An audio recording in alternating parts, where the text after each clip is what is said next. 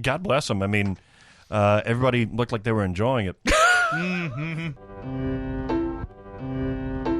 Welcome to SinCast, presented by Cinemasins.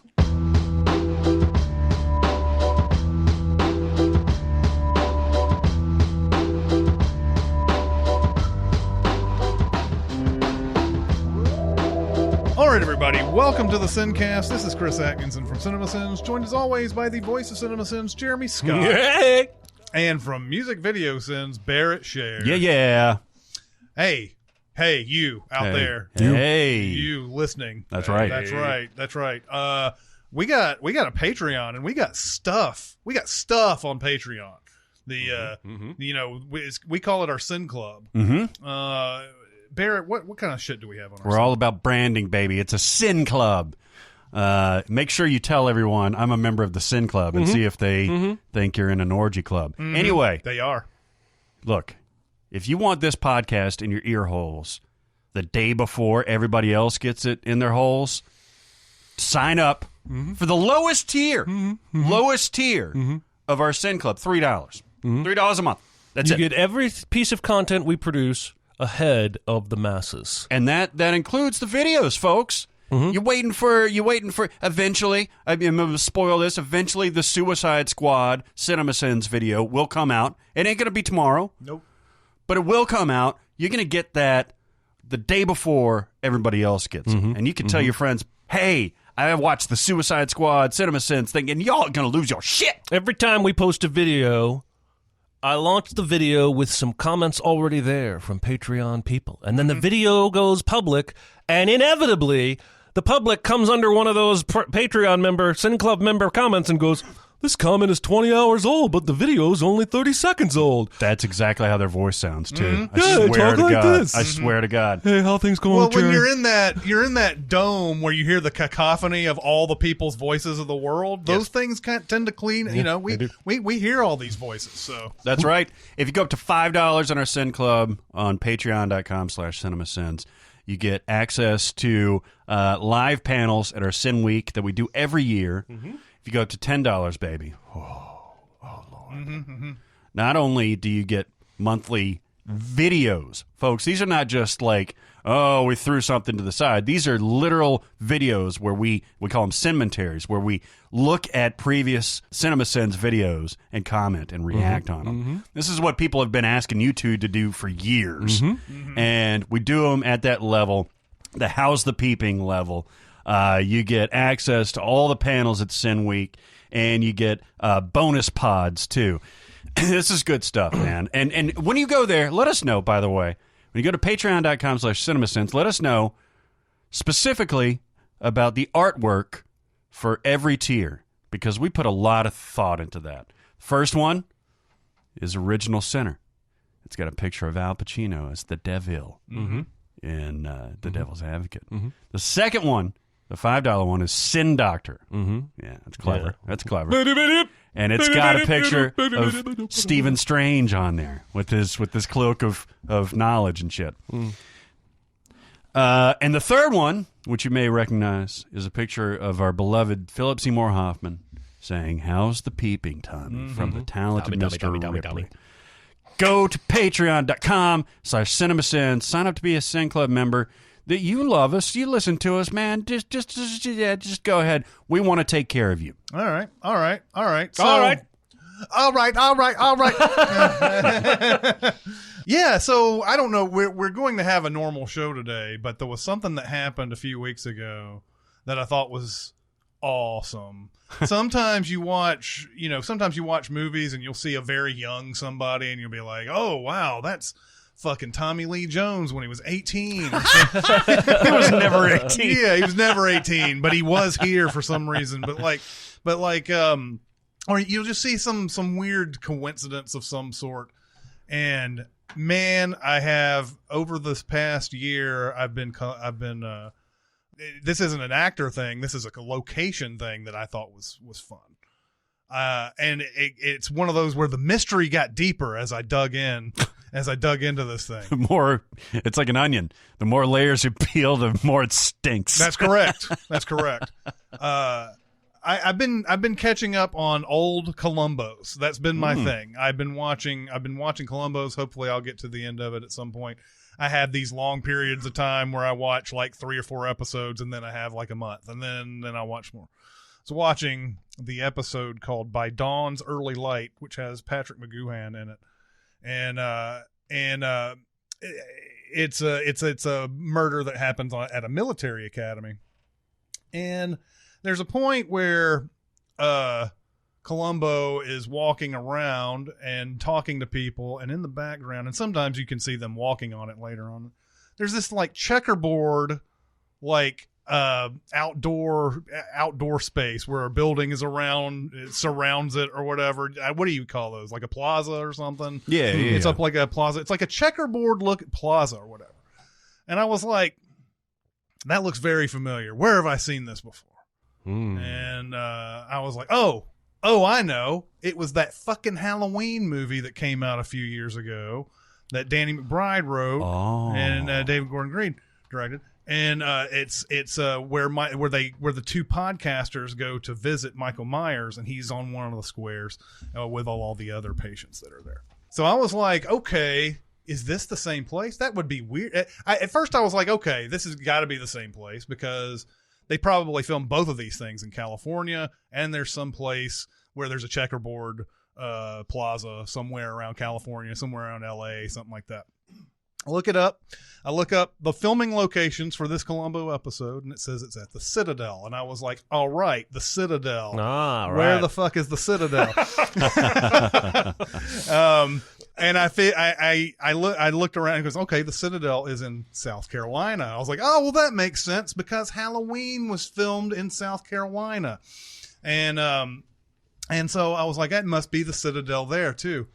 But I go to the Halloween filming locations, and it says something about a military academy, but it does not say the fucking Citadel. I'm like, what the fuck is this? How is it shot in the same state, and it has the same looking checkerboard thing, and it's not the Citadel?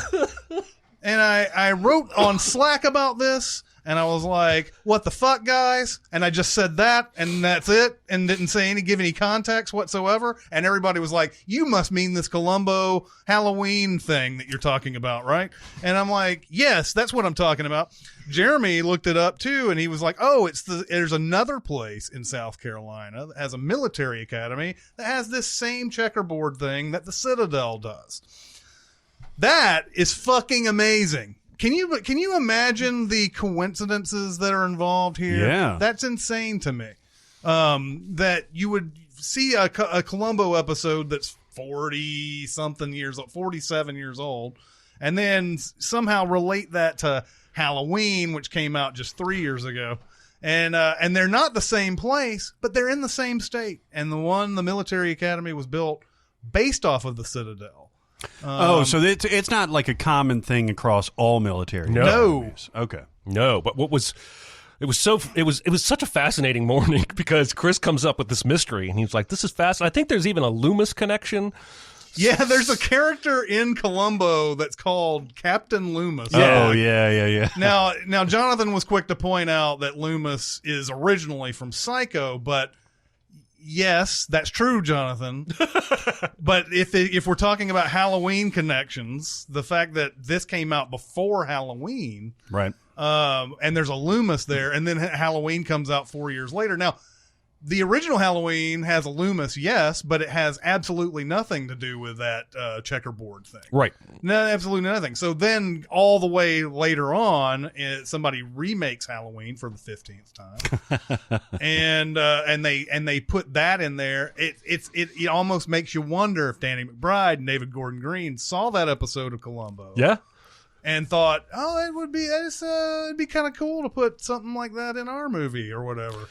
I mean, I was Googling red, white, checkerboard, military meanings. I was at one point I was convinced the two places had the same architect, and he just really liked red and white checkerboards. It's a unique look, right? Chris went off and found the architect of the Citadel, and by that time I had read that the other one had actually done it as like an homage, and it's like a 70 or 80% scale version of the one at the Citadel. It was a really, really fun Bizarre. Well, yeah, tidbit. it starts off with you thinking both of these places were shot in California. Yeah. But there's even a shot in Colombo where the military is carrying these flags and they have the California Republic flag in their hands. So they're trying to make it seem like it's still there in L.A. because Colombo obviously wouldn't be solving mysteries in South Carolina. But and then I went and looked at Halloween, and actually I think I went to Halloween and looked at their filming locations first and said, oh, it was filmed in South Carolina. Can't be the same place, because I figured Colombo, why would they move production to South Carolina if they could go to any military base they wanted to? I guess they just really wanted to have the cool Citadel backdrop, whatever. So I was like, it's not the same place, and you kind of give up, and then wait, that can't be right. You just something is eating at you about it, and finally I went really deep into the filming locations, and finally was like, oh shit, this is the Citadel. I didn't think the Citadel was in South Carolina, just didn't know where it was at all. I just didn't figure there, and then when I saw the Citadel, I was like, the Citadel. And didn't think anything about South Carolina. Right. And then clicked on it and it's like, oh, it is South Carolina. Well, it must be the same place. It isn't the same place. Holy shit. Jesus. Anyway, thought I would regale everyone with that weird connective story. We're going to have a normal one today. Is anybody pissed off about anything? I feel like I'm taking crazy pills! I'm as mad as hell! You've never seen me very upset. Lord Jesus! Lord Jesus! I'm not, I think Twitter handles this argument okay. It's just that there's this movement out in the world about, people who are unvaccinated going to places and having to prove that they are or whatever to get into some businesses, and then claiming HIPAA laws not to be able to go, to say that they can still go in and everything. I don't know how many people of our audience needs to hear this, but HIPAA laws have nothing to do with if someone asks you if you're vaccinated or not. Mm-hmm. HIPAA laws have to do with doctors and insurance and hospitals and stuff like that, where they have your medical information and they can't give it to anybody else without your permission. Yep. That's all it is. It is. That's it. Doesn't have anything to do with you went into a store and somebody asked you for, are you vaccinated or not? And you're claiming privacy over it. That has nothing to do with that. Right. And as a person who runs a business, they have the right, just like a no shirt, no shoes, to say, take a hike. Mm-hmm. They have the right to do that. I'm sorry to say that. I'm sorry to break that to you. I've heard this argument on Twitter a bunch about violating HIPAA laws. And of course we all know this is fucking thinly veiled bullshit, reason to not, follow people's, wishes when, going out and about. We all know that nobody gives a fuck about the privacy stuff. The sports, like these sports stars like Dak Prescott and Lamar Jackson and all these people are like, that's a privacy issue. Don't have any problems with the news, reporting that they have a growing issue or they have something going on with them that doesn't allow them to play. But when it comes to the vaccination stuff, they're like, oh, this is private. You can't talk about that. Give me a fucking break, guys. We all know that this is bullshit. We know it's a bullshit fucking reason to not disclose information and everything. It doesn't even fucking apply. This fucking and then they're all spelling it with 2 P's too. Yeah, that kills me. HIPPA. They're all spelling it with that and everything. No, this is just disingenuous. But I had heard all this argument before, and then I was at a poker game the other day, and somebody was like, "Yeah, I think it's a HIPAA issue, man. I don't think anybody can do that." And I was like, I just simply turned to him and I said, "It's not." No, it's not. It's actually not. He's like, yes, if you're a doctor or a hospital or something, they can't give people information without you knowing. That's all. That's all it is.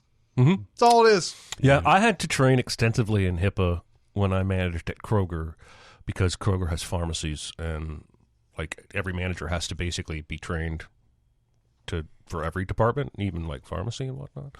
And yeah, Chris is right. It's about health professionals and your information. It's not about It's Marjorie Taylor Greene is the one that really pushed this when she was asked in a press conference if she was vaccinated, and she said that question is a violation of my HIPAA rights. I don't even think HIPAA laws give you rights, like spell them out, like you have the right. They give to you yada, protections. Yada. They give Protection you is protections. in the name of the acronym. Yeah. It's just lies. It's just lies. Okay, so I'm a Colts fan. Carson Wentz is now my quarterback. Yeah. Yep. Apparently, You can just stop there. and he gave a press conference first day of training camp. Asked about, he was wearing a mask, by the way. NFL protocols state if you are not vaccinated, you have to wear a mask. There you go. Asked if he was vaccinated, said that's a personal question. So I already was upset with this guy. Now he's broke his foot, so he'll be out for 11 weeks. And I'm not going to even make fun because that's unfortunate. And by the way, we know that he broke his foot. That's Isn't that crazy? Yeah, we know that. That would be a HIPAA violation as well. Oh, yeah.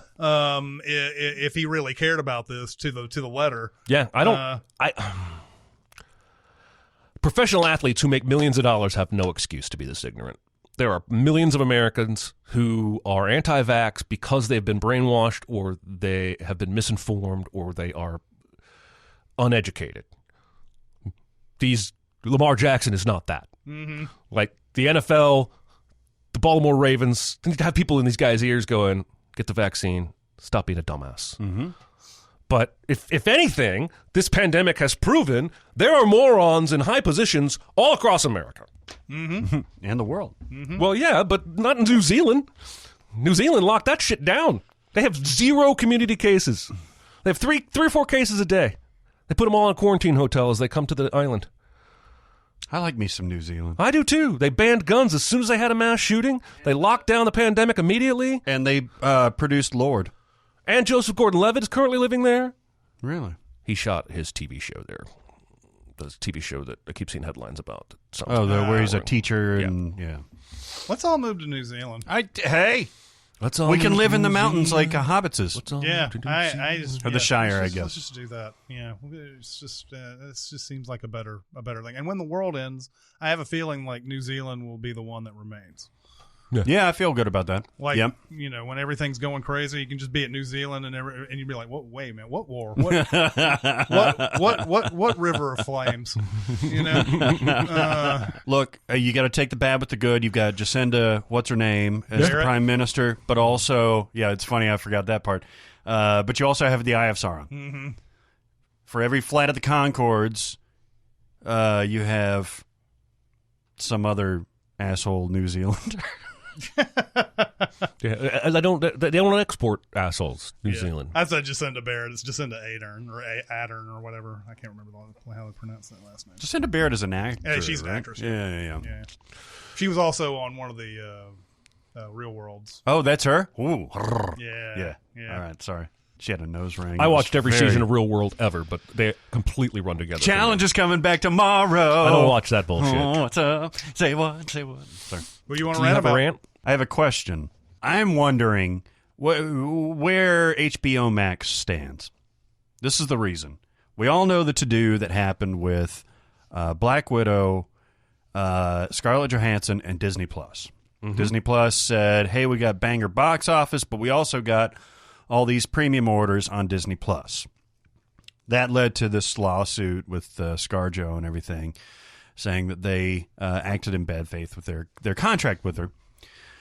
My question is, how is this working for HBO Max? As we all know, Warner Brothers had a deal to release day and date releases, meaning that Suicide Squad, for example, The Suicide Squad, came out in theaters as we record this last weekend, but also debuted on HBO Max for those subscribers at the same time, but for no extra cost, no premium rate for HBO Max. That was their mistake.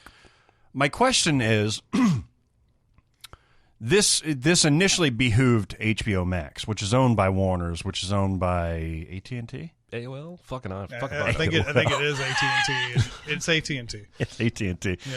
Yeah. So there's multiple levels of shitbaggery, I'm sure. But still. Yeah, we're laughing, but AOL you did used to own Time Warner. Right. Did. Yeah. Like it was AOL / Time Warner. Yeah. So my question is, like, it behooved HBO Max as a subsidiary of Warner's to make this deal or to agree to this deal with Warner Brothers Studio in the first place because we were in the throes. It's hard to say where we are in the pandemic, but in the initial throes of the pandemic. Because they were like, hey, we're going to get eyeballs on our thing, which will likely lead to new subscribers that aren't Comcast customers, which is a whole different conversation. Or Xfinity, I guess I should say. Same thing. My question is, are they seeing anywhere near the returns that Disney Plus is seeing on day-and-date releases on things like this? Like the Suicide Squad, Matrix 4 is going to come out later on. Dune is going to come out later on this year. Is that, I know it's not going to be equitable because not everybody's paying $30 for these new releases, but are they getting enough benefit to where this may become something that they do with maybe another studio down the road? Because we now know WB has made a deal elsewhere. Down the road with another studio as a strategy.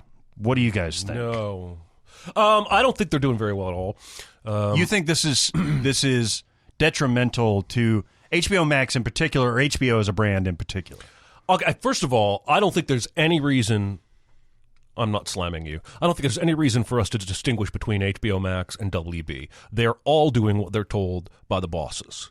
I don't think WB had any say in whether these movies were going to go to HBO Max on day and date. I think an AT&T board of directors made that decision, and they told the head of the studio, this is what you're doing.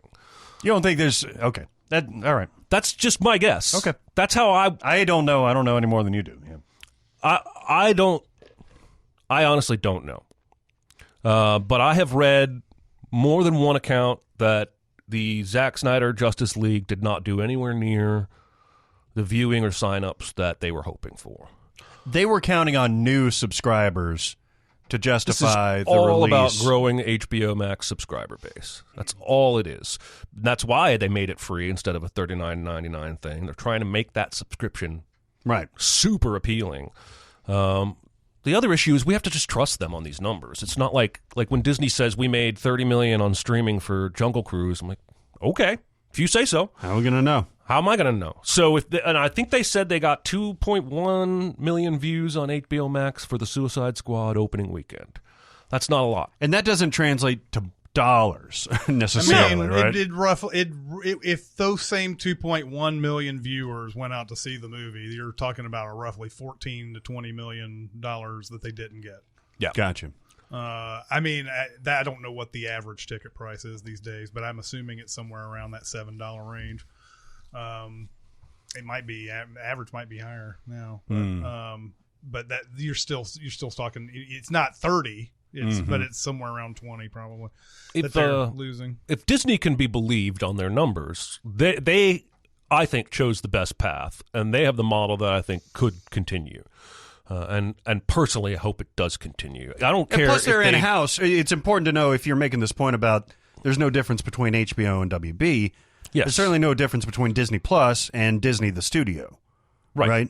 I so, agree. yeah, one hand just like shakes, there's no rubs difference between the Star other. Wars and Marvel. Neither of them could have opted out of whatever Disney decided to do. Right. But I think they have found a sweet spot to maximize the revenue opening weekend because they made a lot of money on Black Widow. Mm-hmm. Yeah, they made a lot of money on Black Widow, but they also made a lot of money on Black Widow streaming. And if they can figure out a way to distribute that money correctly, so that the actors all get paid, and the so producers and all that, and so the movie theater exhibitors don't get too pissed. That's a model that I think can work. The free day and date HBO Max model, I don't think works. I think it's not working, even though they didn't know how this year was going to go. Obviously, you don't think this is something that could be sustainable over the future? No, in fact, even Disney's stopping like their $30 day and date thing. The next Disney movie is Free Guy, comes out as we record on Friday, and it won't be available on Disney Plus even for pay. And I think it's going to tank. Probably will. We don't know anything about streaming. We don't know anything. Only the people who run the streaming services know what's going on with the streaming. I think Warner is taking a bath on this shit. Yeah. I mean, if they're somehow eking out something from this, it's from somewhere else we don't know about at that point, because the only revenue stream they have is subscription service and people going to theaters and maybe some merchandising. Yeah, right. That's all they have. That's why we speculate about Netflix so often. Like, how can they come out with these movies that cost $100 and something million and justify it when they've got nearly everybody has fucking Netflix. I mean, as many as they can get have Netflix. Yep. What are they? How are they getting?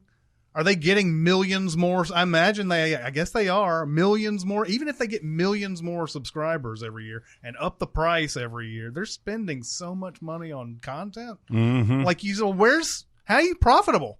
How's that happening? Every single week, I see a headline about a major actor has a new film opening on Netflix this weekend, and it's the first time I've ever heard of it. This happens weekly to me. Yeah.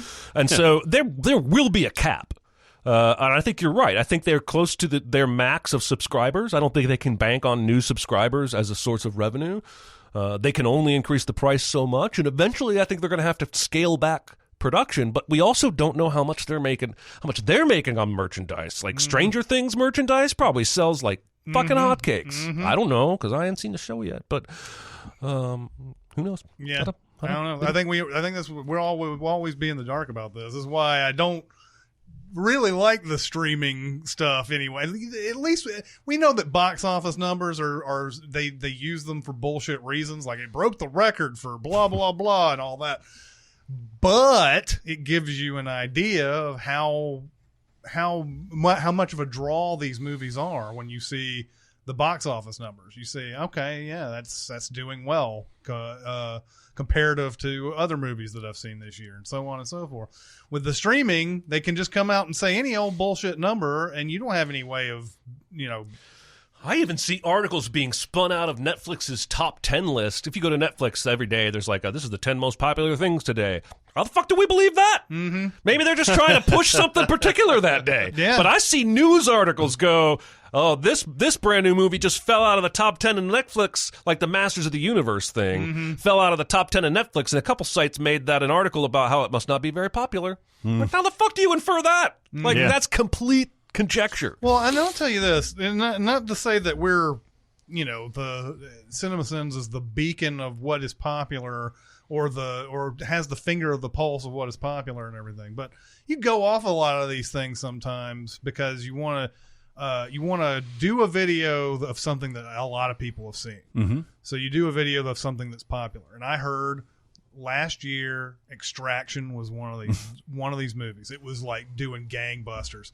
And the same thing with The Old Guard was another movie that had that. So we did videos on those, and hardly anybody gave a shit about them. And it's like, if there were a lot of people who watched this and talked about it, and it was in their souls like any other blockbuster, our videos would have done a lot better.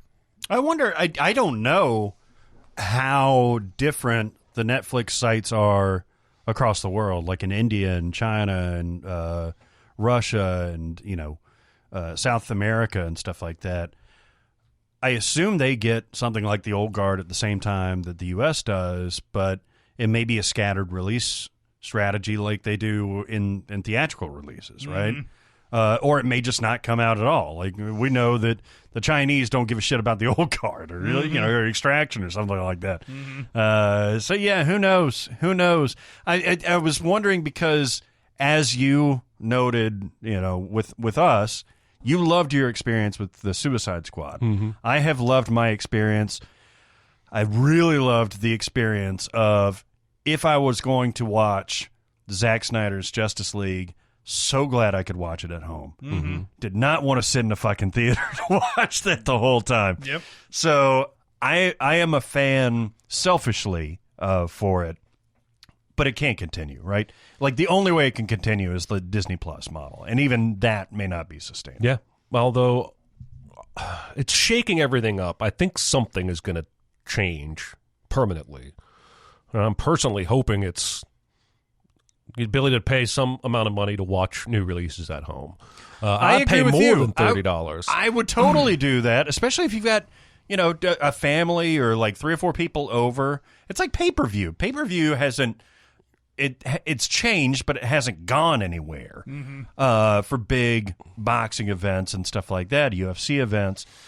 If you release a big release for even $50 or even $100 on one of these services, you're going to have a decent amount of people. One of the reasons it pisses me off so much is that the elite of the elite in Hollywood already have a service that lets them watch movies at home on opening day. Right. Yeah. It costs like $100,000 and $50,000 a movie or whatever the fuck, but it exists for the uber rich 1% of the people. When the people who really deserve the chance to watch a movie at home are the uber poor, disabled, hard of hearing, blind people, not the uber rich, not the I bet you George Clooney watched The Suicide Squad in his villa in Italy. I bet he did. 7 months ago. I got nothing against Clooney. I just made that up. No, this is the continuing series of our Fuck Clooney series. Fuck him. We should have a transition bumper of Fuck Clooney. I mean, you guys have heard me talk about this before. I have hearing loss. So if I go to the movie theater, I usually either miss most of what's being said, or I suck it up and get the caption glasses so I can understand what's being said. Those things are big, awkward, and painful, and I usually leave with a headache. But being able to watch at home, right up in front of my TV, in 4K, with subtitles, it was fucking heaven, man. And I want that permanently. And I'm struggling to find a reason why I shouldn't be able to have it. I agree. When we go into recommends and warns? Totes amazeballs. They're great. It won the Academy Award. Oh, for what? For best movie ever made. Let's do it. All right. I'm going to recommend a movie that came out on Amazon this past weekend. We sort of teased it a couple of weeks ago. Val, the documentary. I guess Annette is another movie that came out on. I don't know if it's available on Amazon though yet. Annette, Adam Driver movie. It's sometime this month. I think it's in I don't the know theaters if first, and then it goes to. But anyway, I saw the documentary Val. We sort of teased that a couple weeks ago. He a lot like Soleil Moon Frye went around with a camera and captured a lot of things that were going on when he started up as an actor, and it is fascinating to watch stuff like this where he's in a play. I think it's in 1983, and he's got the lead, but then he's like, well, then I was pushed down to the second lead because they found out that they could get Kevin Bacon. And, oh, really? And so there's a shot of Kevin Bacon. He's like, oh, that's really cool, Val, talking about a camera at the time. And he's like, and then I got pushed down to the third lead when they found out they could hire Sean Penn. And Sean Penn's in this back room or whatever. But what a crazy play to see all three of those. Yeah. And it's funny hearing him talk about Top Secret and stuff like that, where he's like I've tried to describe the plot of this movie to a lot of my friends to no avail, and he seemed to have kind of a painful memory of that, because as a method actor, he really learned how to play the guitar so that he could play this Elvis guy or whatever that's in Top Secret. And the Zucker brothers ended up saying, like, we're just going to make it where you don't look like you know how to play, and the music's coming out fine and everything. And he said he was really disappointed in that. But it goes through, Val Kilmer at this point, he's had throat cancer. I think he's beaten the cancer, but the meds that he's taken still has taken a toll on his voice, and he still has to talk through like a trach thing. Mm-hmm. And so he's talking like this a lot. And it's like, God, it's so painful to watch him do that. But he's got footage from the set of Top Gun. He's got so he just lugged around like a camcorder at the time. Yeah. And this is all like he didn't have like a videographer or anybody around him. He just decided, I'm going to record all this stuff. He was just shooting stuff. And he talks about his early life and talking about how he lost a brother early on in life. And dynamic of his family and everything. I recommend this documentary because it's fascinating to watch. You are aware, though, that a lot of this, any kind of documentary like this, is going to paint somebody in the best light possible a lot of time. And Val Kilmer's got this. He's known. He's for a lot of people known to be a difficult person. So of course you see him in all these moments where you're like, would a difficult person do this? You know, it's a lot of those type of things. I'm not saying Val Kilmer is the asshole who they've been portraying in the media or anything. I'm just saying that there are some things where you're wondering, are you pulling back a little bit from where he could be an actual dickhead and everything. Anyway, it's still fascinating to watch, especially he's got some footage from the island of Dr. Moreau, which is an infamous set, but it shows him shooting a shit with Marlon Brando, even though they were reported to have hated each other. Again, that might have been the only time they liked each other, and they just showed that one part in there. But there's a conversation between him and John Frankenheimer that's very tense. That he sets the camera down. You don't see them in the frame, but Val Kilmer is saying stuff like, John Frankenheimer is like, "Do you want to do the scene today?" And he goes, "Yes, we're ready to do the scene. We just have to do some rehearsal and everything. I'm ready to do the rehearsal." But he's like, "But I don't want to do it right now because you just told me and Marlon that you didn't want to be on this movie anymore." Was he the first director that bounced, or he was the second? No, we've talked about the other guy. I can't remember his name. Went and lived in the woods. Yeah, who had the idea to do this movie. I still can't forget when we were talking about that last time that one of Brando's ideas was that he take off his hat and has a dolphin fin on top of his head. Yes. That man. I don't know what happened to that man, but he went sideways, man. That probably would have made that movie better somehow. Yeah. Dolphin head on top of it. I haven't seen the actual movie. Ever?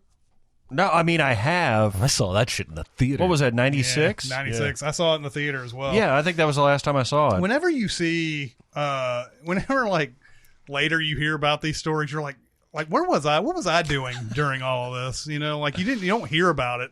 Like I was just probably working at a movie theater and this crazy shit in Australia was happening. Richard Stanley is the guy who was originally supposed to do this movie, and he went through a lot of shit to get Brando on the picture, and he eventually had, at one point, he had James Woods, he had Bruce Willis. They had to step out, and then it ended up being Val Kilmer and David Thewlis, and but yeah, Frankenheimer came on. They hired Frankenheimer because he was a no nonsense guy, and he is supposed to be able to control sets and everything. But that conversation between him and Frankenheimer, where he's like, yeah, but you put me in a bad state here because you said you're going to quit the movie. Now are you going to be on the movie still after this or not? And I think that's a valid question if that indeed happened. Again, you have to take documentaries with a grain of salt, but what I saw here was fun to watch. It just take it in for the images that he captured, and know that those are fun. But if you come out of this going, boy, Val Kilmer is not the dickhead that everybody said he was, you still don't know the whole story. A film by Val Kilmer. Yeah, well, it wasn't. I mean, there was a director on this that was not Val Kilmer, but Val Kilmer took all the images and I'm sure agreed to do it, as long as, I mean, and there are some moments in here they show him in a lesser light, I guess, but they're not like anything that's gonna make you go, well, this guy that I thought was cool isn't cool anymore. It's not like that. So, but yeah, Val is good. I recommend it. Val. I got another one-word V movie on Netflix for you. Vivo. Vivo. V-I-V-O? Yes. You have not even heard of this. This is Sony Animation Classics. Lin-Manuel Miranda voicing the main character and writing all the songs. Can't go wrong with that. This starts out in Cuba with what I think is one of the best openings for an animated movie I've seen. Wow.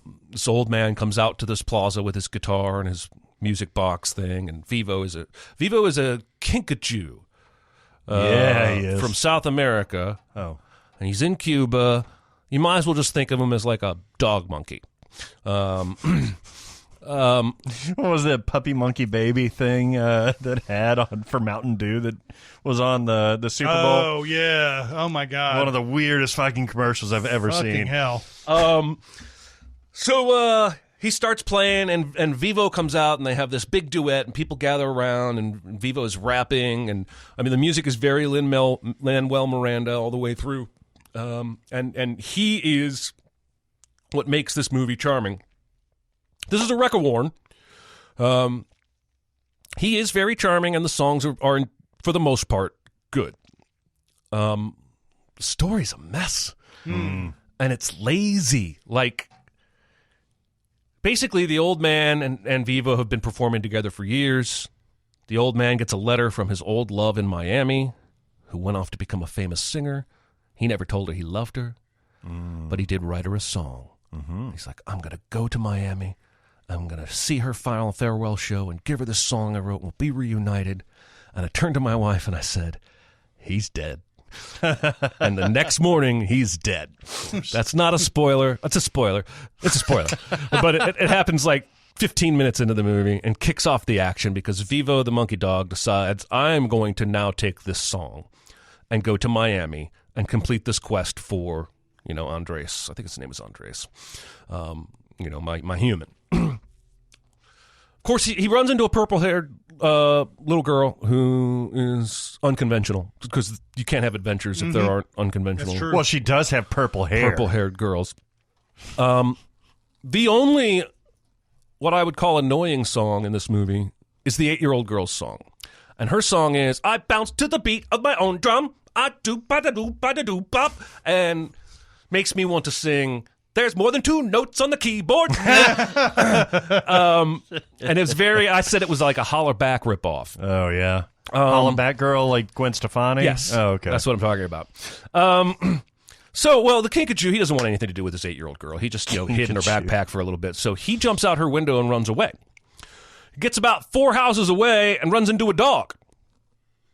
So he turns around and runs back, and the dog chases him, and he jumps right back into the little girl's room. And I turned to my wife and I said, that is 30 seconds. We will never get back. There was no reason for him to run away. Nothing was accomplished for this movie by him running away, seeing a dog, and then running back, except extending the run length. That's it. There's no plot reason. Early on, when he first decides, I'm going to take the song to Miami, it flies out of his hands, like in Ratatouille, and he has to chase it all across the city and grab it right before it lands in the water, and he's like, phew. And I was like, fuck you, movie. And they do that like 3 more times. There's the girl is involved in some kind of Sand Dollar Girl Scout environmental troop. Those 3 other little girls are villains for a while as they're trying to grab the Kinkajou and put him in quarantine. They go through the Florida Everglades to get to Miami, as one does. And then there's the 2 silly birds that he meet that fall in love and sing a song and fly him in the air.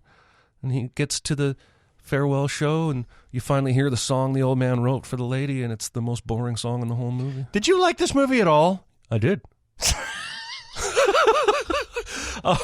As I said in my tweet, it is actual laugh-out-loud moments followed by groan, lazy plotting, followed by another laugh-out-loud moment, followed by... It's a weird mix. I half loved it and half was annoyed by it.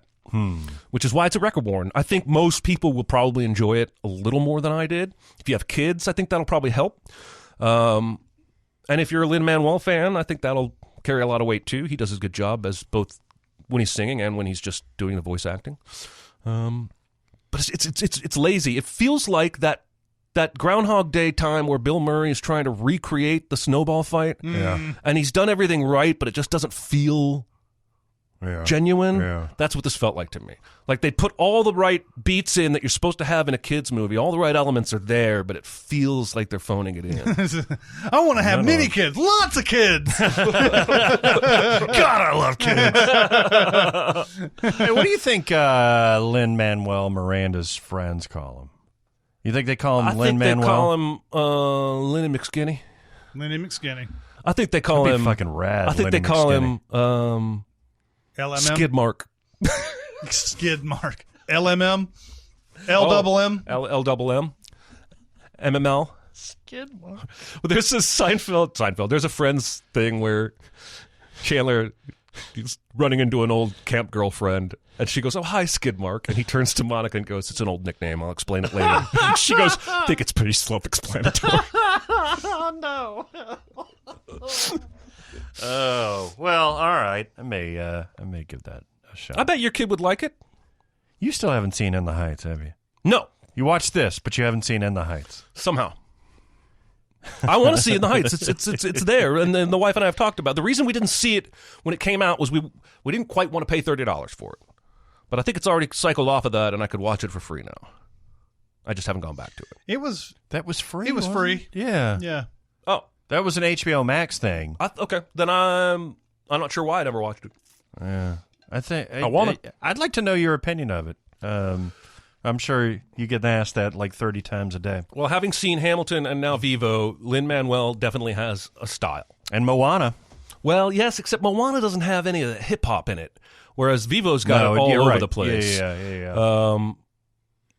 And, at some point, I just want to hear a melody. Yeah. I don't know. Yeah. I liked it. I was annoyed. It's on Netflix? It's on Netflix. All right. Check that out. Speaking of HBO and HBO Max, I was at Podcast Movement last week. Ooh, I had a podcast movement once. Mm-hmm. That's right. That's right. Big one. On the tip of everyone's tongue was at this conference. It's a conference for podcasters. Was this show called The White Lotus? Mm-hmm. It's on HBO. I have no idea what this is about. I knew that Steve Zahn and Connie Britton were in it, but I didn't really know anything else.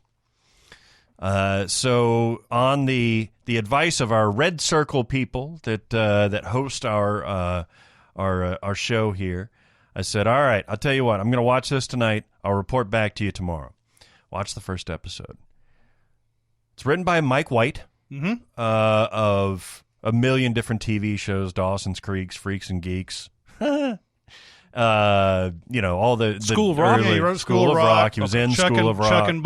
Chuck and Buck, Orange Freaks County. and Geeks, all that stuff. Yeah. You know Mike White. If you don't know Mike White, you know Mike White. And he's funny, and he's got some good stuff.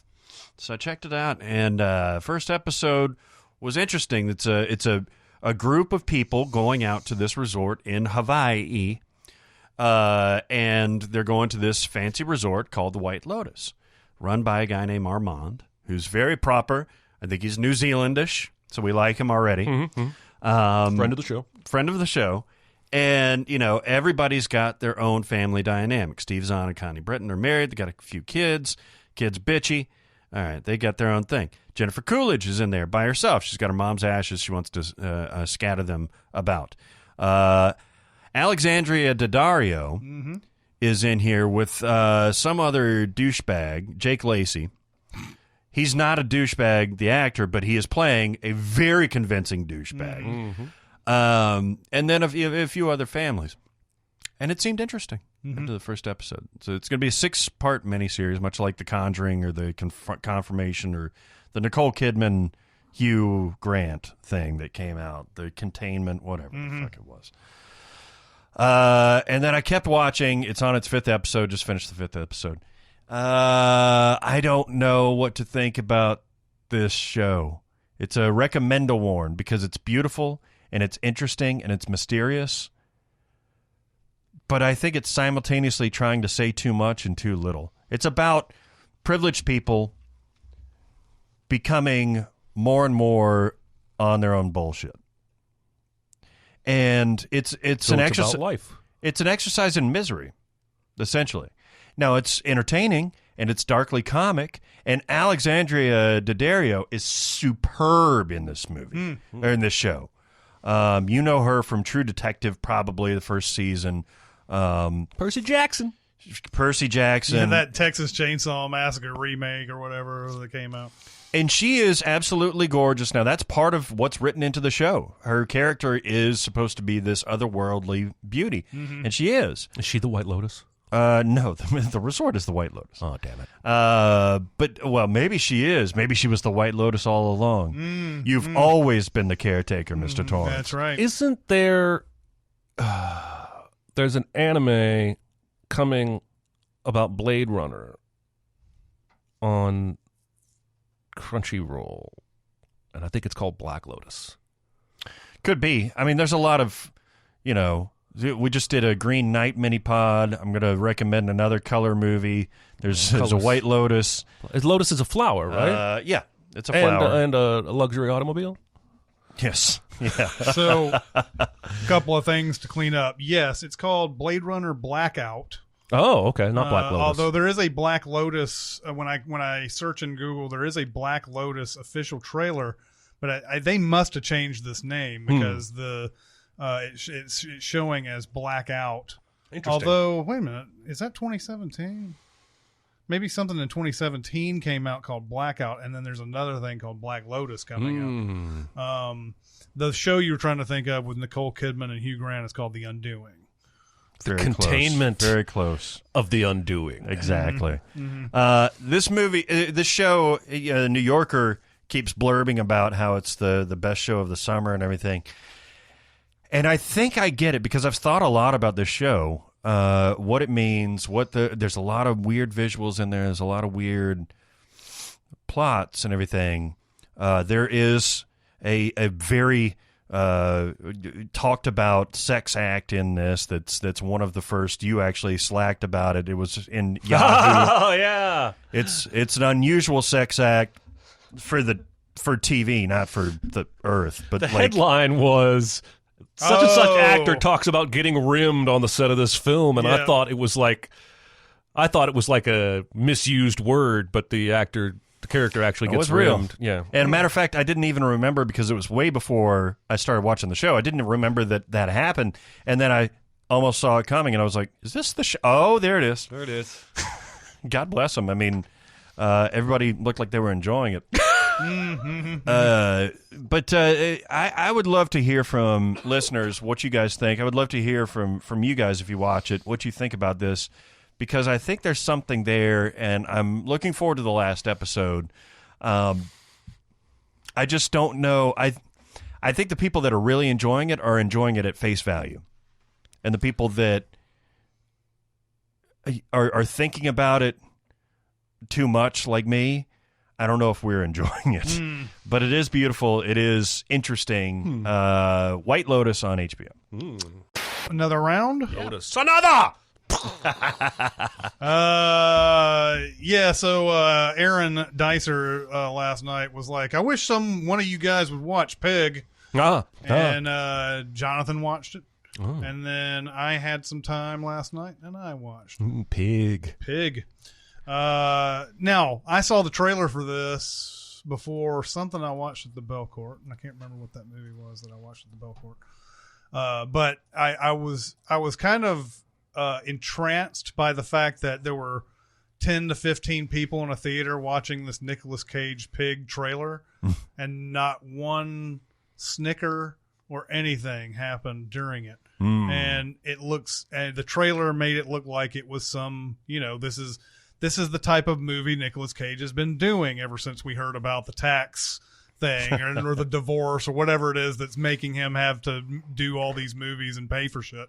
Or where he got bankrupt or something. I can't remember what it was. He's like Johnny Depp. He bought like a $70 million castle in Europe or some shit. And now it's been repossessed, I think. And he buys like dragon skulls and shit like that. He's a weirdo. But I just thought it was weird. I just thought it was funny. We have reached a sort of nexus point, I guess, where we don't even bat an eye at some insane-looking Nicolas Cage movie.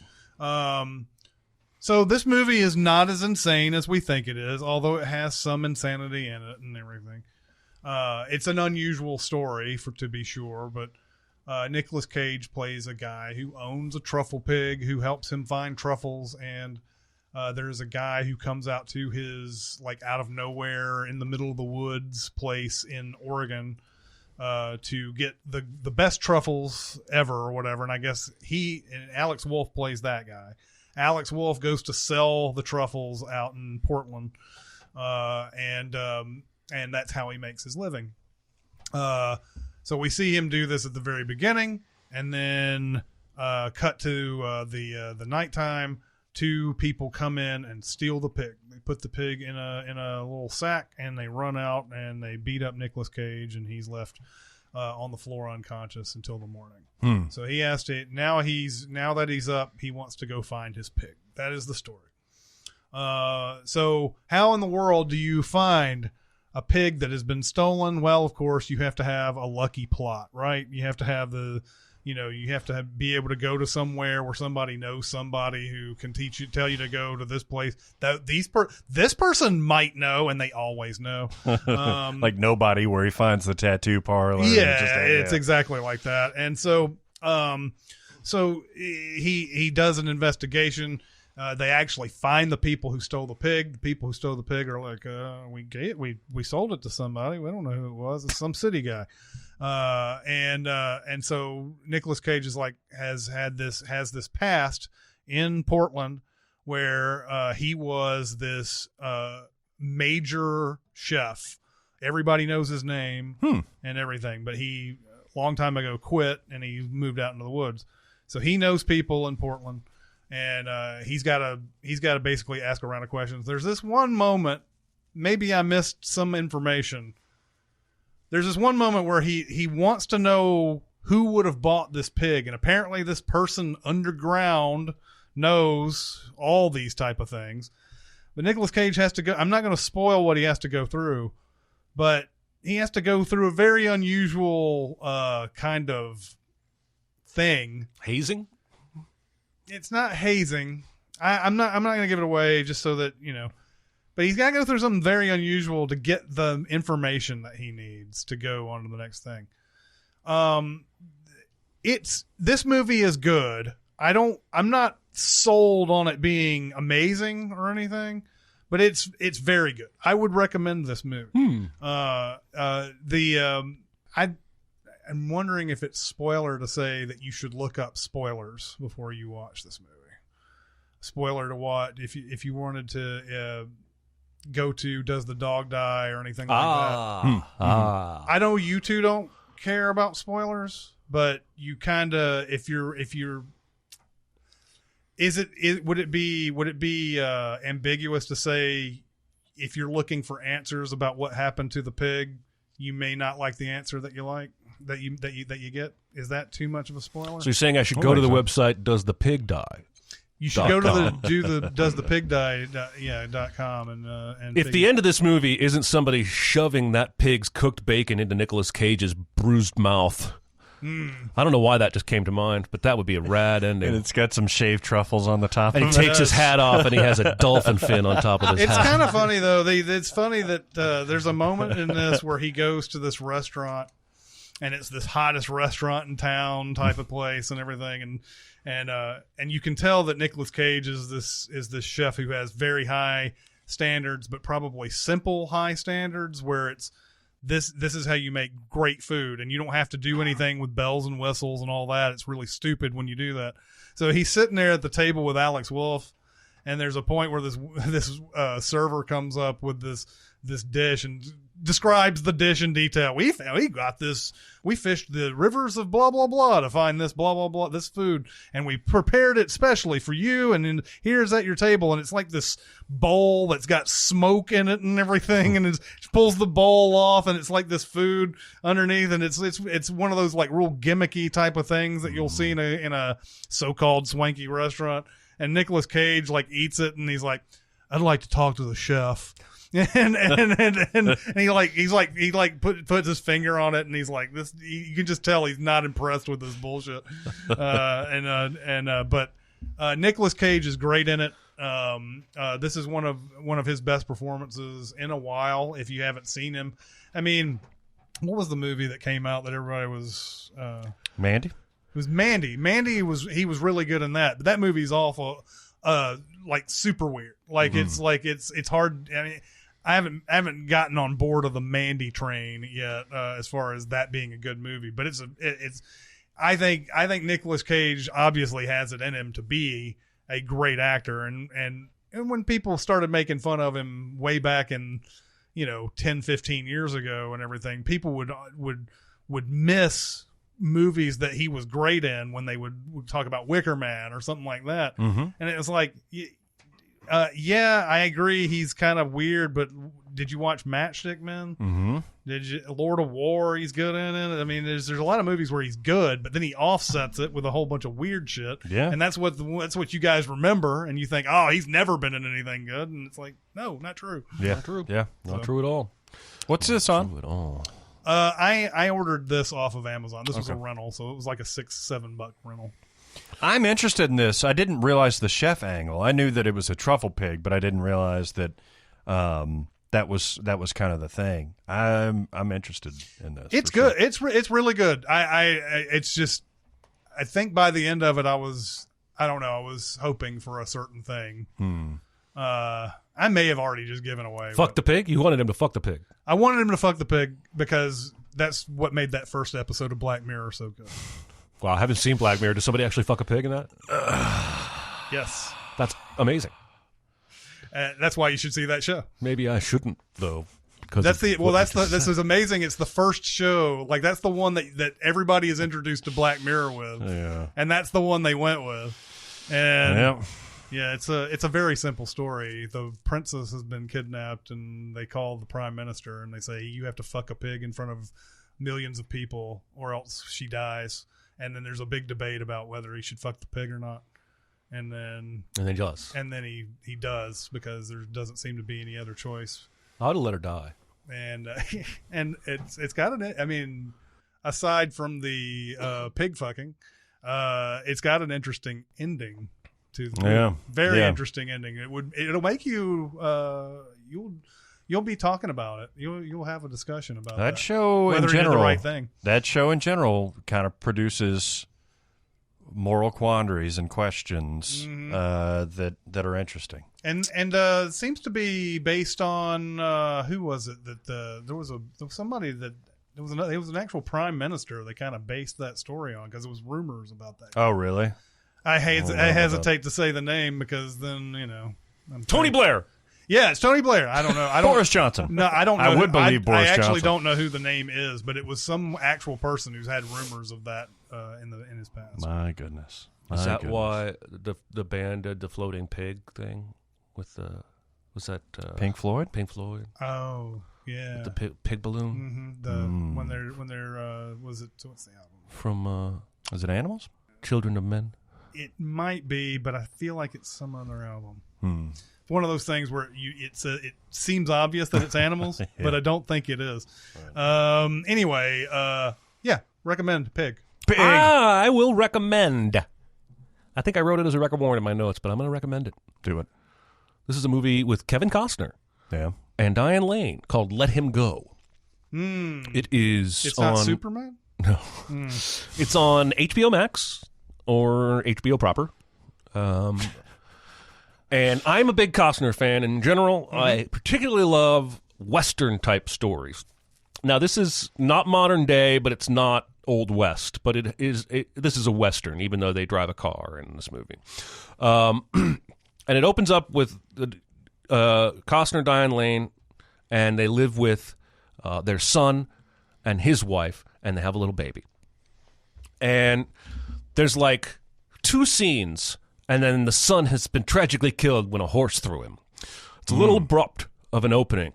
And the next thing, they're attending the wedding of their former daughter-in-law to her new husband. Okay. It's several years later. The child is now a little boy. The new husband is going to take the girl and the little boy and move to another state. They're in Montana right now. I don't know where the fuck they end up. Idaho, I think. And Diane Lane is out and about and just happens to see that couple before they leave town and sees him hit her. Straight up punch her in the face. So Diane Lane goes to Kevin Costner, her husband, and basically tries to convince him, we have to go save our grandson from this evil guy who's going to abuse him. Perhaps we can save the girl or former daughter-in-law as well. there's nothing fast about this movie, and there's very little action, and that's kind of what I enjoyed about it. It's more of a character study, and you can tell that Costner is weary. He doesn't want to get into this, but he's bound morally. So they drive to this town where the guys live, and they start asking around. And it turns out this new husband is from this infamous redneck crime family in Idaho. So even the cops are lying for him. And they meet a cousin. It's Burn Notice. Jeffrey Donovan? He's excellent in this movie. He's playing that kind of, I'm being so nice to you, you know for sure I'm actually being creepy, and I'm not really trying to hide that, even though I'm hiding that. It's like, I'm going to be that ballsy to your face. And so he's like, sure, I know where he is. I'll take you to go see him. Why don't you come on, follow me? Get in your car and follow me. And he's being way too nice, and you know he's evil. And so they get to and this. He's Jeffrey Donovan. And he's Jeffrey Donovan. So they get to this homestead, and there's a matriarch. It gave me vibes of season 2 of Fargo. Was that? Who was that? Smart? Yeah, Gene Smart? Gene Smart, yeah. And you can just tell they're evil, and they're stalling, and finally, eventually, after lots of menacing, threatening, kind of veiled things, the former daughter-in-law, grandbaby, and new husband come in. And basically, they know that Costner's there to try and get the kid. Costner and Diane Lane go to the girl separate at work the next day, trying to convince her to leave town, come home, blah, blah. I don't really want to spoil anymore. Somebody loses a bunch of fingers. Oh. And there's an ultimate showdown over this grandchild. But I really don't want to tell you any of the rest of how it gets there. But there's a lot of real subtle moments where it's just he and Diane Lane having conversations, and I really bought that they were a tired old ranching couple who'd been together for forever and had this history. The acting is really good. I'm not sure the plotting is as good as the acting. Because there's not a lot of surprises. You probably will predict largely where this goes. But I enjoyed it. And that's what happens when I recommend something. When was this from? It was made like a year or two ago. It's 2020. Oh, wow. The guy who directed it, his name is either Thomas Bazooka or Thomas Bezica. I sure hope it's Bazooka. I sure do too. I know, but he doesn't do. He's one of these.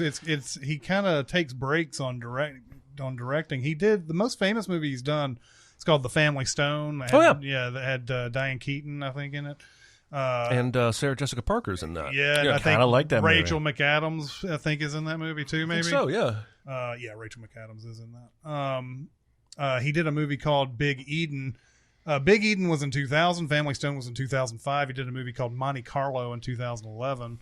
And then this was his next movie. Wow. 2020. So Interesting. I would love to talk to somebody like this. Yeah, me too. Because I want to know.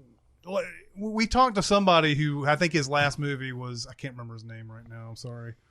Especially if he's continuing listening to our podcast like he says he does. But he did The Butterfly Effect. Mm-hmm. And then he did the next movie he directed was the one we were talking about. Mm-hmm. Oh, wow. And I asked him about it, and it was like, it's not with a lack of trying, right, trying to get some of these movies out.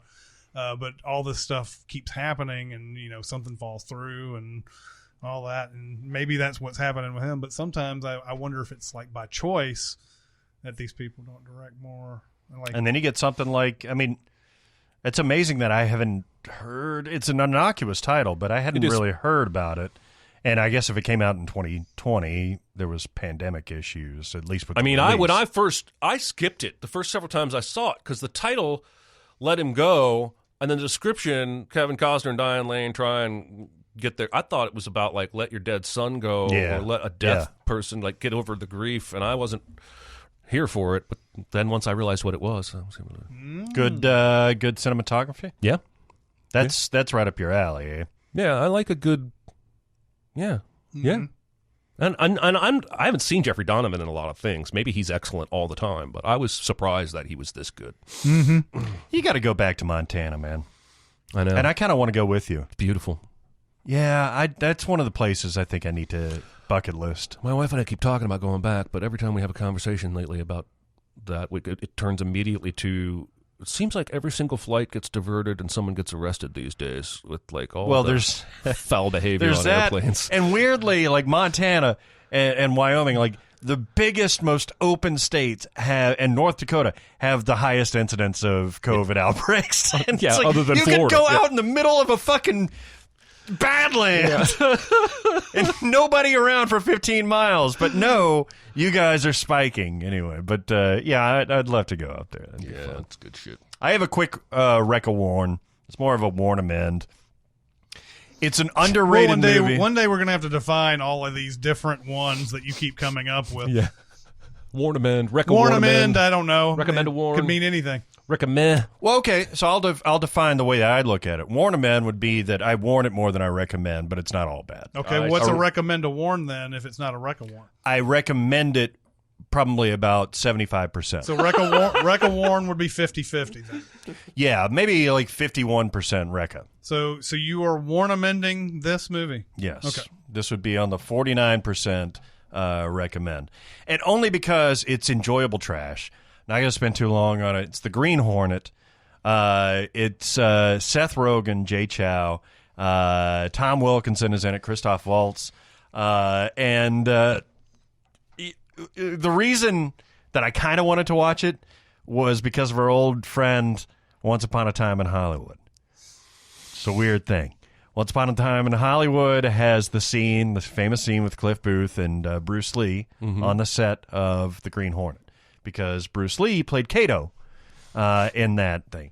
Now, The Green Hornet itself is a long-running radio show. I think there was even something before that. It's like this superhero story. Good can telephones with a string.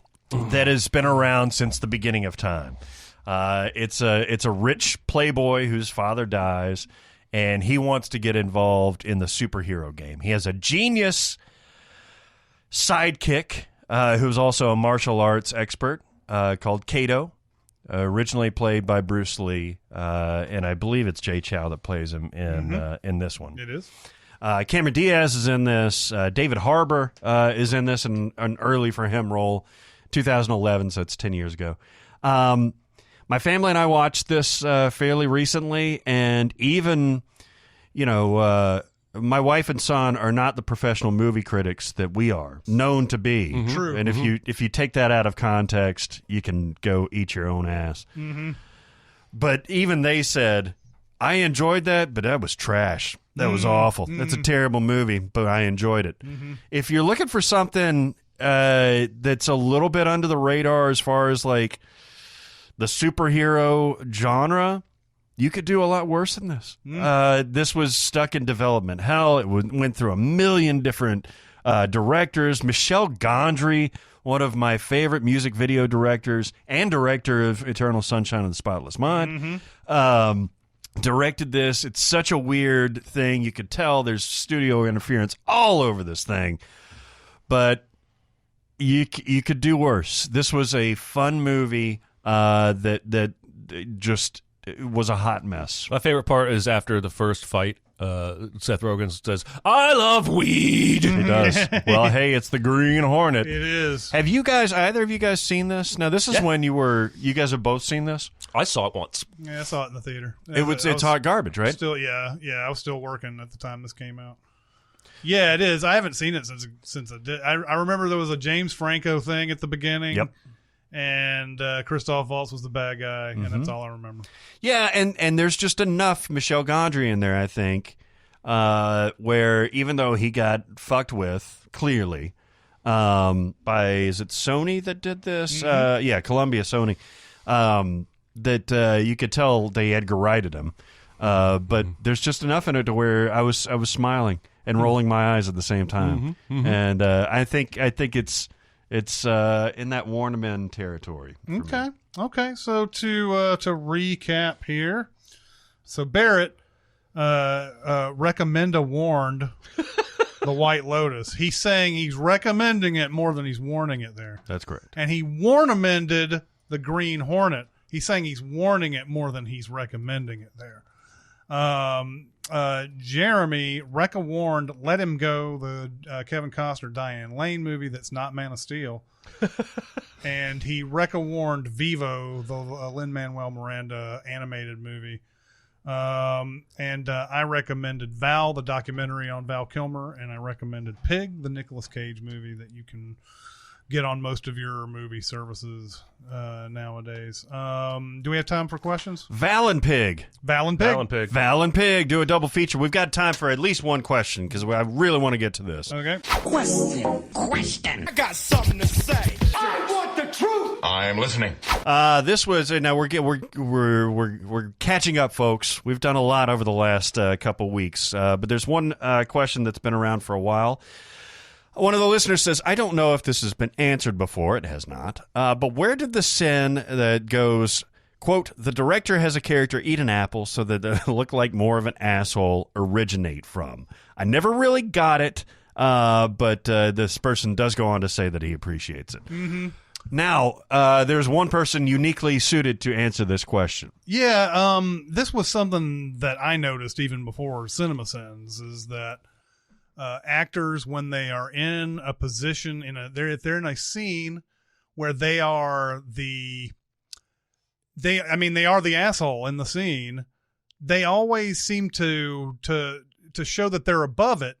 They eat an apple in the scene. I'll never understand where this came from, but it's an actor trick where people put something in their mouth while they're being an asshole so that they can show that not only can they do this, but they can do it without it being a big fucking deal to them. Like it doesn't affect them at all.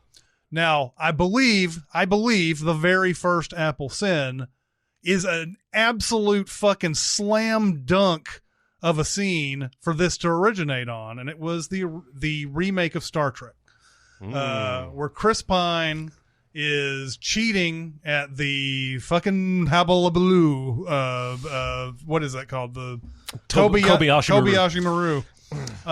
He's cheating.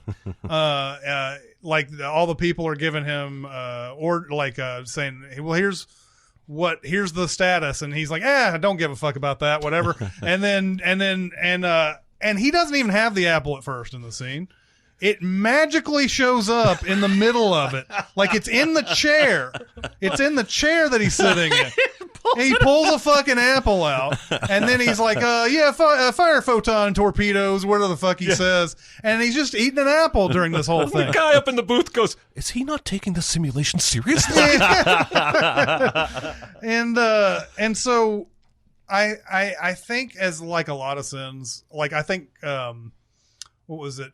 Reading came from a longer sin. There was a sin that was written at one point where, why do these movies always start with the fucking text and blah blah blah blah blah? And I was like, we could just say reading, and that's where reading came from. And so like this one, I'm pretty sure I started writing as every movie has these characters when they're doing asshole things. They got to have somebody's got to be eating an apple.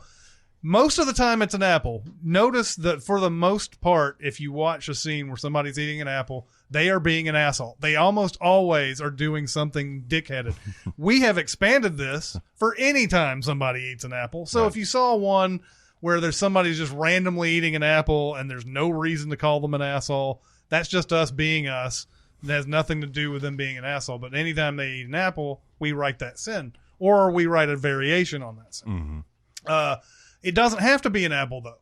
In Good Day to Die Hard, there's a villain who eats a carrot. And he's twirling the carrot around and eating the carrot. And he's doing the same thing as he would if he had an apple. The other thing I've noticed since we started doing apple sins, the person eating the apple takes one bite out of it and then throws it away almost every time. Yep. One bite. Throws it away. I was watching Dark Knight Rises yesterday, not all the way through.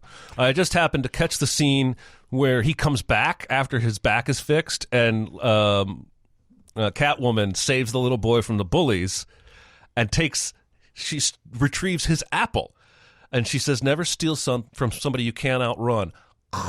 takes a bite of his apple, and tosses it back to the kid. Yeah. I'm like, you just had your mouth all over that shit. I mean, would you not eat Anne Hathaway's apple, though? Not if I was 7. That would still have cooties if I was 7. Yeah, I know. Anne Hathaway. 20 billion bacteria in the mouth. Anne Hathaway might be my number one. I'm not sure. She's pretty. When I was watching The Suicide Squad, and they all start that hero walk in the rain, and Harley Quinn turns, taking a bite of the apple. Oh my God! I was like, "Is she looking at me?" Yeah, I honestly thought that was a thing. Yeah, I mean, she's looking right at the fucking camera. It cuts to she's flag. looking flag. Yeah. But she's looking right in the camera. Yeah, at the shot. I was like, and James Gunn is the kind of guy I wouldn't put past. Like, he's certainly aware of us because he's been asked about us many times and usually rebuts that our sins were actually true. I wouldn't put it past him. But she is eye fucking the shit out of that camera. She though, is, man. She's like. But yeah, like I said, you have the Carrot and Good Day to Die Hard. You also have this. Also, I recently saw the end of, I don't know, maybe a month or so ago. I watched that movie in a whole different light now. Friday Night Lights. They make. I may have even talked about this on the SinCast. Yeah. They make that Dallas Carter team out to be a villainous team. Just so happened to be all black, too. Yes. Yeah. And there's a scene before they have the championship where they are coming up with real things that why they wouldn't want to play their game at Paramount. And they're like, your town's pretty racist. And in the movie, they're the villains for even bringing that shit up. And so that when they do play Dallas Carter at the Astrodome, the coach has a sucker in his mouth the entire time. Yeah. And it's all there's no other reason for it other than I hate that guy. You put something in somebody's mouth, it makes them look even more like an asshole every single time. So it doesn't have to be just apples, but yeah, watching it Friday Night Lights now. How much of this tracks back to Bugs Bunny? Because I do think there's a certain amount of, I am so unbothered by this, I'm going to take a bite right now, that makes movie characters seem like an asshole. Could be. But that's what Bugs Bunny was always doing, right? Like, oh, I'm not worried about you and your gun. What's up, Doc? And that's a great. I think that's a good start. It could be vaudeville where it starts. In fact, like if you're up on stage and you're being an asshole or whatever, it's like ha la di da, just eating something while you're being a dick. So that's where it comes from. And yes, we've expanded it to the point where anytime an apple shows up on screen, we're going to say something about it. And but most of the time, if you look carefully, there's a scene in Harry Potter where Draco just out of nowhere is eating an apple. Yeah, I remember that. Just out of nowhere. They're out in the middle of the field. They appear out of nowhere. Hagrid is like making them ride the Buckbeak. Yeah, Buckbeak, and he's just like, and like, this is a perfect time. And it's never a tiny bite. It's always like a whole mouthful. Mm-hmm. I love the way it's phrased, and I guess it was phrased this way from the very beginning, but it's the director's fault. Yeah, like the sin is worded. The director said, "Eat this," so that because we know you're being an asshole in the scene. Mm-hmm. This makes you more of an asshole. Yeah. That's that extra little funk on it that I think makes it. We got to put some stank on it. Yeah. Rolling on the river. That's where we'd be.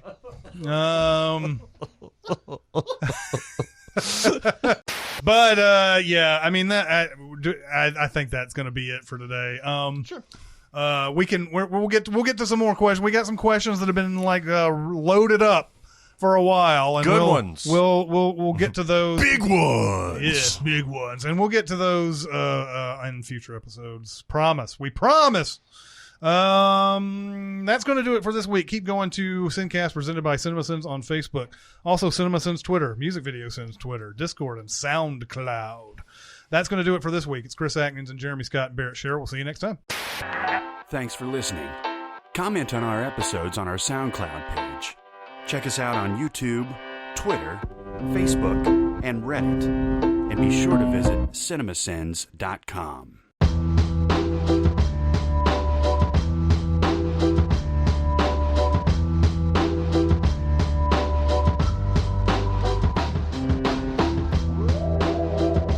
don't think anybody should be allowed to have been born in 1997. All that those comedies that came out right around that time, like even Tag, Tag, was around there. Blockers, Game Night, they all came out around the same time. Blockers, I have not gone back to. No. I don't think I've seen that movie since the first time. No, I only saw it once. But it's Tag not- I've seen several times. It's not bad. No. No, I just don't need that much John Cena. Yeah, there's a lot of John Cena. And I love Ike Barinholtz. Isn't it Ike Barinholtz that's in there too? That's not a name I recognize. Ike Barinholtz was in Neighbors. He was the guy who schemed with Seth Rogen and Oh, and then ends up fucking the other girl and has a baby hanging out of her vagina. yeah.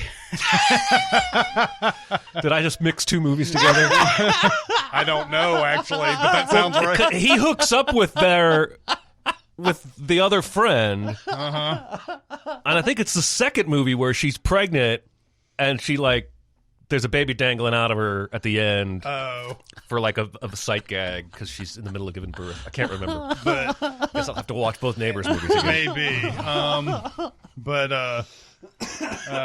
think he's in the first Suicide Squad. Yeah, I think so. He's one of the guards. He's the guard that the yeah, Joker. That's right.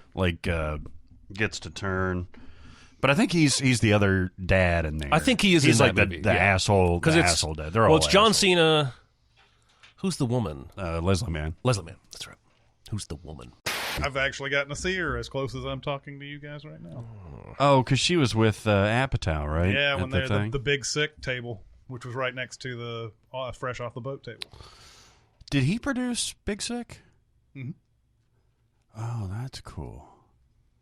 Wow, what a table that had been. That must have been. And he came over to talk to Randall Park, and Aaron's like talking to everybody. I'm like, this has been my perfect opportunity to talk to somebody. I did talk to, what's his name? Pullman, right? No, I was standing very close to Pullman. Pullman was like talking to somebody, and I was like, zero effect. But I couldn't even get those words out. No, who's Chris McKay? Oh, right, Chris McKay. I talked to him, and then Apatow came over to talk to Randall Park, and I had just seen him at TPAC. Oh, right. And I could have said something about that, and I just didn't. I feel like these people want to be left alone. I'm not afraid to talk to them. I'm afraid that they get bombarded with this shit, and I'm just like, fuck this, man. I just don't want to. I don't want to add to it. Yeah. At what point would it be okay to talk to somebody like that? I've very rarely been in that situation. Like at award shows, I would feel like they're probably expecting that. Yeah. But also, like restaurants, they're probably just trying to have a fucking meal, and they don't want people to come up with them there. If there's any place that you're pretty much allowed to go and talk to somebody, it's at an award show. But then they are bombarded, right? They are bombarded. Yeah. They have people coming up to them all the time. But God, that was the craziest amount of celebrities all in one space. Yeah, you could talk to anybody, right? God, and that was a good year for it too. Yeah, it was. Just to have just all those people and just be sitting at you don't know some of these people. I didn't know who Constance Wu was when I sat down. I still haven't seen Hustlers, by the way. Speaking of which. She's in that, right? I've weirdly seen that 3 times, and I don't even think it's great. But isn't it amazing? Like Jeremy's seen 35 different movies you haven't ever heard of, and Andy somehow found time for The Martian and all these other movies, Matrix probably, all these movies that he sees multiple times, and then Hustlers, which I don't think I would have ever pinned you for watching once. You've seen it 3 fucking times. Wait. Help me know. This is the J-Lo stripper stealing money one, right? Yeah. Not the Anne Hathaway Dirty Rotten Scoundrels. You've seen it 3 knockoff. times, right? Well, yes, but one is called The Hustle and one is called Hustlers, yeah, and I mix up the titles. Yeah, it's Hustlers is the J-Lo, Constance Wu, and even a little bit of 10 Things I Hate About You. Julie Stiles is in that movie. Yeah. Is she the reporter? She's the Christian Slater from Interview with the Vampire. Yeah, she's the Christian Slater. She's from playing the Interview with Christian. Vampire. I liked that sin I wrote recently that said, "Oh shit, what was it? I see the this role from this movie, and this movie is going to be played by this person. That was worded poorly, but it still counts as a sin. Your shit, though, your TV is on nonstop, right? In my office? Yeah. Generally. I mean, it's muted a lot, but it's almost always on. So, like, you can watch. You're not. You probably have seen Hustlers all the way through 3 times, but like you've more than likely seen it like 70% or something like that. Well, actually, I've seen all of it. I watched it once all the way through, right. but I do math like that, where like I know Hustlers has been on my TV at least 5 or 6 different times, and all told, I'm guessing I've seen the thing 2 or 3 times. Because you're gestalting it, basically, right? You're filling in the blanks if you have seen it all the way through. Well, I told you I watched Freaky yesterday. I watched the first half of Freaky, and then I think I had to go narrate or do something. And then I came back and waited, and it was on another channel later. And then I ended up watching the second half that way. I can't believe you didn't watch Freaky all... Well, I know you had stuff to do, but like... That's a movie I would not want to get up in the middle of. No, it was difficult. I actually recorded the rest of it, but when I finished watching, I just was watching on a channel instead of going to my recorder. Those kills at the beginning just absolutely slay me. Like, and no pun intended, but like when he's just going through and like stabbing dude in the head and just like when that first girl runs into. I guess it's a sorority house or something, and closes the door behind her and like breathes, and he just goes like K in 2049 just breaks through the door, no problem. The scene in which Steven Seagal kills Tommy Lee Jones in Under Siege is every bit as bad as the rubber head in Starship Troopers, where he's about to get it blown off. They have that quick shot to it's like a little Michael Myers thing. yeah. And he doesn't even, because he stabs him in the eye with his thumb first, and then there's this static shot that I guess Andrew, or is it? It's not Andrew Lincoln. That's the Walking Dead guy. Andrew Davis does, where like if you frame by frame it, it's literally like Michael Myers, and it's Tommy Lee going like this, and just this pale, terrible thing, and he stabs him right on top of the head. What's funny is I didn't even slow it down or anything. I just watched it in regular motion, and I was like, "Oh, that looked horrible." Yeah, it does. and it's a split second, like you can barely see it, but I was like, "Oh, that's bad." You can always tell. I was talking to the guy from TCM last week about how crazy it was that Andrew Davis carried over a ton of people from Under Siege to The Fugitive the next year. Not only Tommy Lee, but like these bit characters like the I Got Your Man! I Got Your Man! That guy is like the third in command for Tommy Lee. One of the detectives at the beginning of The Fugitive is like a sailor on the boat.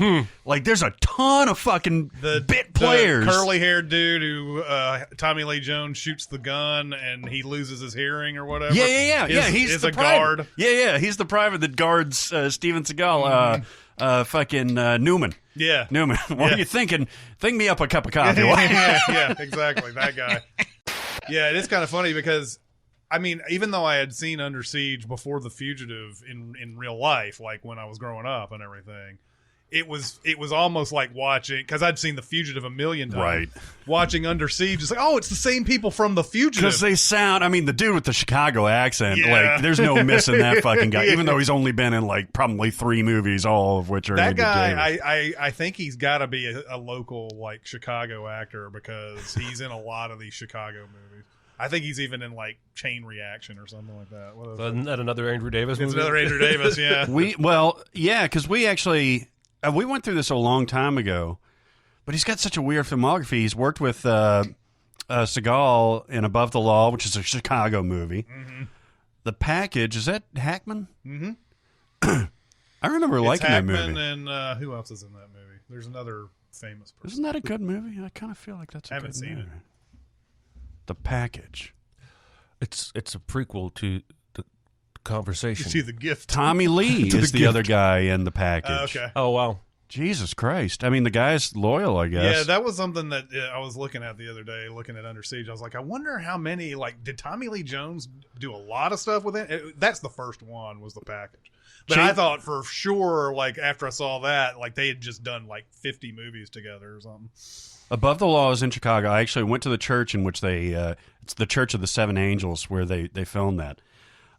Fugitive, obviously. Chain Reaction is at University of Chicago. A Perfect Murder, is that set in Chicago? Could be. I saw that like 2 weeks ago. I kind of love A Perfect Murder, by the way. I kind of love that movie. Of course you did. Of course you did. No, he's a Wall Street guy. It's Michael Douglas playing a Wall Street guy. Amazing. That's a big stretch. But and then he did Holes, which is so weird. He did Collateral Damage. Yeah, he's a Wall Street financier and married to Emily, a much younger translator for the United Nations. Yeah, she Michael is. Douglas and Gwyneth Paltrow probably fucked on that side. I thought that movie had such a good look. I saw that in the theater. Was it 99, 98? 98. I love that movie. I don't know why. This is about the same time that he was loving Cuarón's Great Expectations, right? When was that made? It was 98. I think it was 98. Yeah, so those two movies are the same to me. And I know they're not content-wise. Because of Gwyneth Paltrow? No, it's just they're both remakes of classics. And pretty looking. Very pretty looking. Yeah. That's A Perfect Murder, I found it prettier to look at than it was compelling to watch. Yeah. Part of the problem is I'd seen Dial M for Murder since I had seen Movie's spectacular. and it's so much better. And again, But Vigo's good in it, and Douglas is good. Yeah, everybody's good in it. It's just one of those, in hindsight, why did we do this? Yeah. But- And there's, it's like Cape Fear, right? Did you ever watch the original Cape Fear? No, but I put it in a spot where I see it every day, and I have yet to actually carve the time, but you have no idea how excited I am to watch that movie. I don't know why. It's been a long time, but I remember loving it, but I also love the 91, 92 version. But I think So, Cape Fear yeah. is the exception. Like most remakes that are high profile of classics that, like, Diabolique. well, exactly. We were just That's a ripping on terrible that the other movie. day. I agree. I maybe I'm a sucker for really good reimaginations of stuff like that. I can't remember anything recent that I hated Psycho, the remake, but that was also shot for shot instead of like a reimagining. Well, and we were saying why before that one even came out. We knew ahead. We were smart enough. Movie audiences, we knew that was a dumb idea. Also 98, right? I mean, not a dumb idea, just not a marketable, profitable idea. Like, I think there is merit in the concept of trying to execute a shot-for-shot remake, but more on like an academic level than an entertainment Yeah, it should be shown to, I don't know, university students or film school students. Yeah, right? I don't get that whole, we're taking the same script and we're going to, okay. Did Van Sant do that right after Good Will Hunting? Mm-hmm. So he was counting those dollars. He got the and clout. said, fuck it. Yeah. I mean, I wouldn't be Fucking surprised if that was Psycho. something he'd been wanting to do all along. Well, It was yeah. just wait until he had that much clout. He's never really been a mainstream filmmaker. No, what's the most high Good Will Hunting? Good Will Hunting is his Hands most down. mainstream. I mean, everything that came before that. I've enjoyed most of his work, but it's definitely on the weird side. It's like Boogie Nights when Marky Mark comes in and freaks out to Tom Selleck. I mean, Tom Burt Selleck. Reynolds. Tom Selleck in that role. Now I want to see that. Let's do a shot-for-shot remake of Boogie Nights. Hey, and Tommy Selleck is still working. I wonder how old Tommy Selleck is. You Is know- he is late 60s, probably? That's my guess. You know what kind of world we're living in?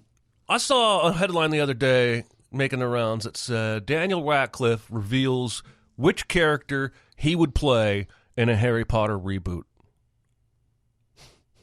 Because even Daniel Radcliffe knows that shit is fucking inevitable.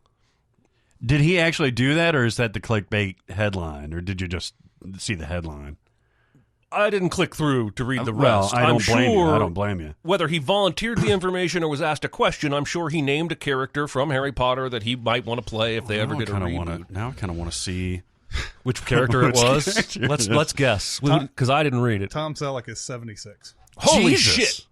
I'm gonna guess it's gonna be the dog guy that was friends with the dog uncle. Yeah, no, that makes... You know who I'm talking about. Azkaban. Oh, the rap. You like the rap a lot, don't you? No, I'm talking about God. No, it's on the rap is the website that's on. Sure. Okay, hold on. Here it is. All right, the interviewer said that he would make a great Hagrid. That's dumb. Daniel Radcliffe. It would be 2 of the Marauders. Oh. Sirius or Lupin? Yeah, so the dog or the dog. I was right! Yeah. I was right! That's awesome! What's funny is that, did you see the headline? There was an interview with Alan Cumming. Where, God, I read that article. He got offered... Was he offered the role of Lockhart and he turned it down? And it was a pay thing. They wanted to pay him like nothing. It was him and another Dylan actor. McDermott or Gilderoy. Dylan no, fucking It was a British actor. It was a British guy, but it was a guy that looked exactly like that. Rupert Murdoch. Rupert Everett. Yeah. And they both had the same agent, so he knew he was being offered way less, so he told him to fuck off. And then says Kenneth Branagh basically came out of nowhere, came out of the shadows and just stole the role. I can only imagine Alan Cumming in that role. Is that not one of the best things? Like Hollywood people getting old and losing their fucks and telling true stories. It's the best thing ever. Alan Cumming would be amazing in that. No, I agree. Oh, yeah. I agree. Oh, yeah. I don't know about Rupert Everett.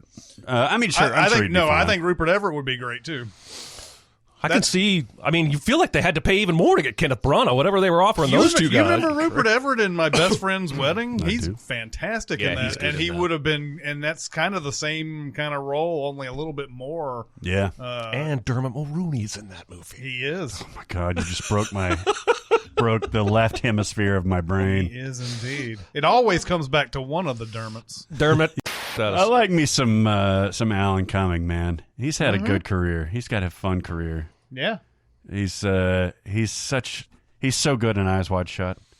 I could watch that scene on repeat. It's just, and I think they film, Chris, you may have seen this story. Didn't they film that scene even for Kubrick standards like a lot of times? Like he was supposed to be there for I think a day, and he ended up there for like 2 weeks or something like that. I'm sorry, which scene is this? The Alan Cumming scene where he's the hotel clerk. Oh yeah. I've heard. I mean, we don't even know anymore. It doesn't matter how many times they say. Like apparently Sidney Pollack had to walk into a room 47 times. That was it. I mean, it's all he was doing was walking into a room. I think that's why Keitel quit. Was because I think he played Sidney Pollack's character. He did. He had something else he needed to do, and it was just like, come on, man, it's 47 takes for whatever. Doesn't Fincher have this reputation now? He does. Does he really? Zodiac had a lot of that. I saw an interview where Ben Affleck was chatting with him and giving him a hard time about Gone Girl and all the different times that they had to do like retakes and retakes and retakes. Whereas Clint Eastwood, from what I understand, is on the complete opposite end of the spectrum. May not even be paying attention. He calls it a print. Eastwood's reputation is that they rehearse. Yeah. And then they go and do the scene, and then they're done. Yep. And he comes from TV, and so that's how that style came from, was just, all right, we're going to stick the camera here, and you guys are going to act. We're going to run through this a couple of times. Once you guys get it, go. Big Dick McGee. Big Dick McGee. God, that should be a movie. I saw a trailer this morning for a movie called C.I. Ape. Oh, Jesus Christ. It's from Lionsgate, and it looks like a joke, but it's real. CIA.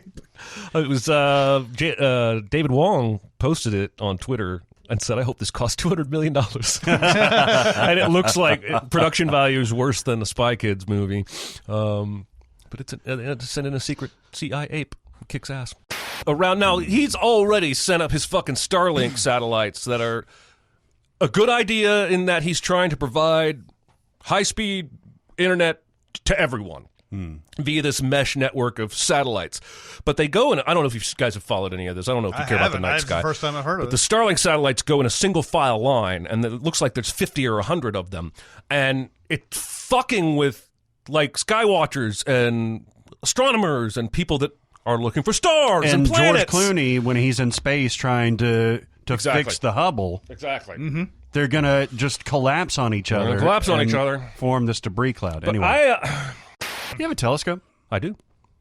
You I need use to it? get a better one. The one I have is technically an antique. I haven't used it in years, but I got my brother one, and he and his kids use theirs, and I need to get a new one. Did they use it out in your yard? No, they live in Ohio. They used it there, but he sent me a picture of Saturn that they got on there. Ooh. Oh, really? Yeah. Oh, it's got a camera in it? Oh, yeah. Nice. Well, either that or I think you can connect a camera to it. Yeah. I got one for my kid about 3 years ago, and we've done some moon watching, and God, every time you see the moon or any planet, like to where you can really see it, with your eyeball, not just looking at it on a screen, it's just unreal. absolutely gives you chills. It's unreal. Yeah. And now it's going to have the moon brought to you by It's gonna have View Rock Amazon. City in the sky. That's a Tennessee joke for those of you out there who've never driven through. Yeah. View Rock City. Can you imagine SpaceX sends up this satellite, and of all the brands in the world, Rock City is like, you know what? Hey, we pay for all these billboards. Take them shits down, sell them, and we're going to project this shit over Lookout Mountain. Actually, a bunch of the View Rock City billboards, from what I understand, aren't even paid for. They've skirted the laws by paying farmers to let them use their barns and stuff like that. They've been there for as long as I've been alive. Oh, yeah. I remember seeing them when we would drive from Indiana down to Florida when I was a teenager. Yeah, and they start at 60 miles out or something like that. And there's only one way. Every half mile on the half mile. Yeah, and it's on everything. It's on all sorts of stuff. It's on cows as you it's on cows. Paint them on.